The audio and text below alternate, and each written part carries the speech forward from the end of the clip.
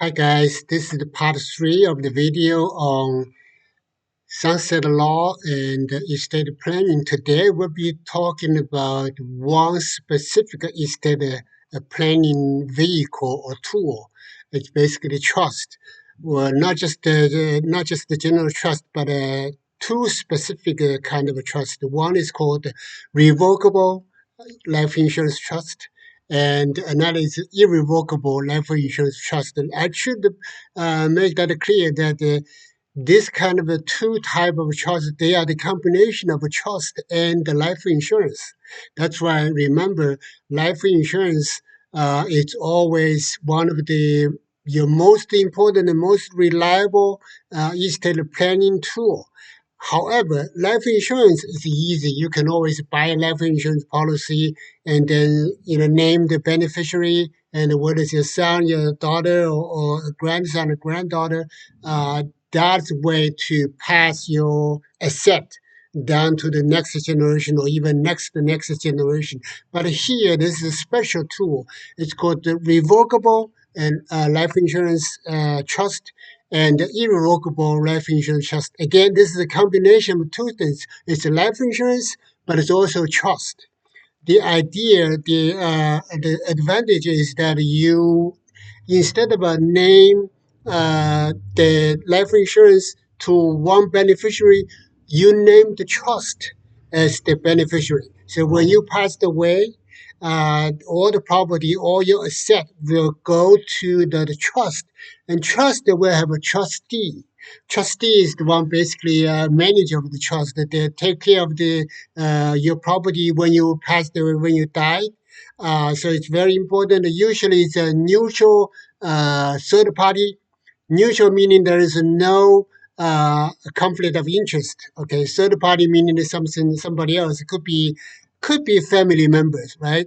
But also more likely it would be like a you know, uh, lawyer companies or banks. They need financial expertise, and also they have the authority. They have the knowledge to handle that. So this how the irrevocable and the revocable life insurance works. They are two things at the same time. They are life insurance, but also it's a trust. Uh, the difference between the two is that irrevocable means that you once you give that the money to the trust and set up a life insurance policy, then you lost your control.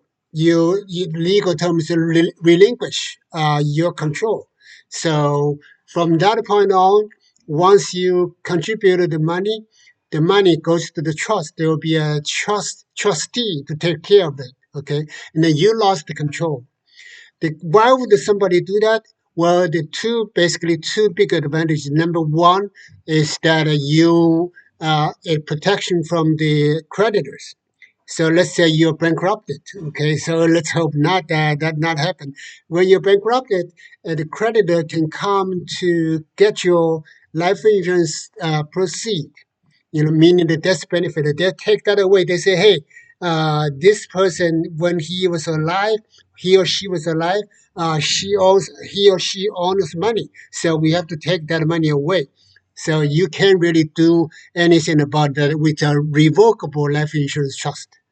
And if it's irrevocable, sorry, the creditor cannot take that money away. Okay, so that's the very important difference. Even more important difference is tax treatment. For if it's the irrevocable life insurance trust, uh, the money is basically it's not counted as your income, so or estate. So nobody can charge your estate money, estate tax, and the income taxes will be gone because you remember once you give the money away, the money is gone. Once the money is out of your pocket, the money is gone. It goes to the trust. So you don't have any control. You are no longer the ownership of the money. That's why that's a legal basis for the people, for the IIS to not charge you taxes because it's not your money anymore.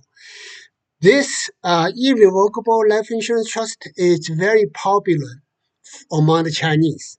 You know why? Because Chinese, there's a famous saying that the Chinese don't believe in God, but for them, their children is their God, which is bad, right? Because whenever you treat somebody as a god, you basically spoil them, and that's not a good thing. But that's the culture. We have to accept that. So basically, a Chinese parent will do anything to put the money away to their hair, to their children, right? And then there's another no regret. Okay, when people say that the Nash equilibrium in game theory is a no regret strategy for Chinese parents, setting up irrevocable life insurance trust is also no regret because they treated them as a god. So how can you regret if you give the money away to the god, right? So that's why it's very important, very popular for Chinese people to buy irrevocable life insurance trust. Okay, because their beneficiary is almost 100% all the time. That is their children. They may not give the money away to the spouse or somebody else, but they will give the money away to their children, and so that they name them as the beneficiary. Here is another important difference for with revocable life insurance trust. The guy who give away the money or donated money will be the grantor for of the trust. Okay, it's basically think about the grantor as like a donor. Donated the money to the trust, and then but the same person can be a trustee, and then the same person can be a beneficiary when the person is alive. Okay, so for example, if I've set up a revocable life insurance trust, I will name myself the grantor, the trustees, meaning I will be manager of the money because I have the full control of the money. I can change the will, I can change the trustee term and the conditions, and then I can change the beneficiary, I can change the percentage, how to divide the properties among the beneficiaries. With the irrevocable life insurance trust, you lost all the control. Everything, you have a full control, 100% control when the money is deposited into trust.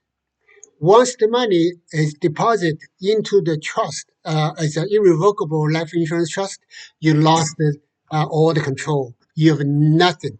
So the only thing you might be able, if you're lucky, you might be able to go to court to change to have some items. Usually, in generally, no, even not even court will take care of that, unless a few exceptions like the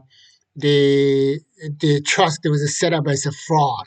Okay, somebody had a Ponzi scheme and then fooled you into signing the irrevocable life insurance trust, and then later you found out that this guy's a Ponzi, this guy's a con artist, and then you might be able to go to court. Another situation would be that the trust has no way to deliver for example, the one of the beneficiaries named in the trust died before the parents, right? Before the grantors.